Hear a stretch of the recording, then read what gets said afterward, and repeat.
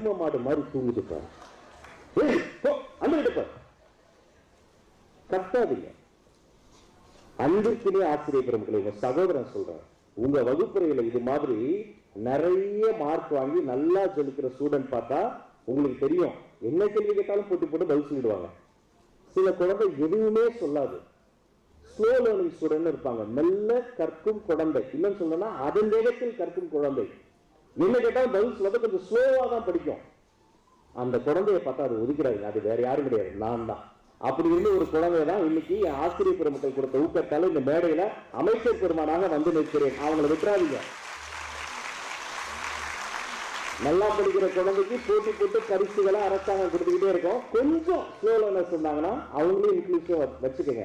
நீங்க சொல்ற ஊக்கமான ஒரு வார்த்தை, பாசிட்டிவான, நீங்க நல்லா படிப்படா, நீ எக்ஸாம் எழுதும்போது கொஞ்சம் கான்சென்ட்ரேட் பண்ணு, சூப்பரா வருமா, ஒன்னும் கவலைப்படாத, நான் பாத்துக்கிறேன், நீ தைரியமா படி, ஒரு ஹாஃப் அன் அவர் எக்ஸ்ட்ரா படி, காலையில கொஞ்சம் சீக்கிரம் எழுச்சி, அப்படி உற்சாகப்படுத்தி பேசுங்க.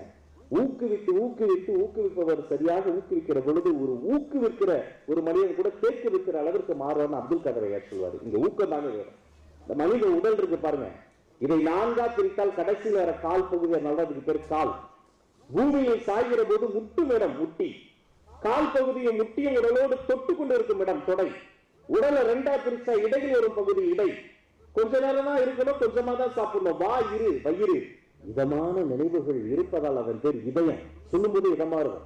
மொத்த உடலுக்கு ஒரு தலைவர் இருக்கணும், அவர் வேலை செய்யக்கூடாது, வேலை வாங்கணும். அந்த கட்டளை எடுக்கிற தலைவனின் பேர் தலை. தலையால ஒரு வேலையை நம்ம செய்ய முடியாது, ஆனா தலையிலனா எந்த வேலையுமே செய்ய முடியாது. இந்த தலைவனையும் உடலையும் எடுத்து வைத்திருக்கிற இடத்துக்கு பேர் கழுத்து. தலைக்கு மேல ஒண்ணுமில்ல முடிச்சுக்கிறனால அதுக்கு பேர் முடி. அந்த முடிக்கு மேல யாராவது ஒருத்தங்க மகுடம் சொன்னா அதுக்கு பேர் மணிமுடி. அரசர்கள் சூடி இருப்பாங்க. 36 லட்சம் ஆண்டுகள்ல நம்மளை விட வலிமையான கை கால்லாம் இருக்கிற டைனோசரஸ் எல்லாம் அழிஞ்சு போச்சு. மனிதர்கள் நாம மட்டும் 36 லட்சம் வருடங்களா எவல்யூஷன்ல தப்பி வரோம். ஏன் தெரியுமா? வெளியில தெரியுற எந்த பிசிக்கல் அட்வான்டேஜுமே நம்ம கிடையாது. வெளியே தெரியாத ஒரே விஷயம் 36 லட்சம் ஆண்டுகளா நம்ம தப்பி வரோம். அதன் பெயர் தன்னம்பிக்கை என்ற செல்ஃப் கான்பிடன்ஸ். ஒண்ணு இருந்தா போதும், வாழ்க்கையில யாராவது ஜெயிக்கலாம்.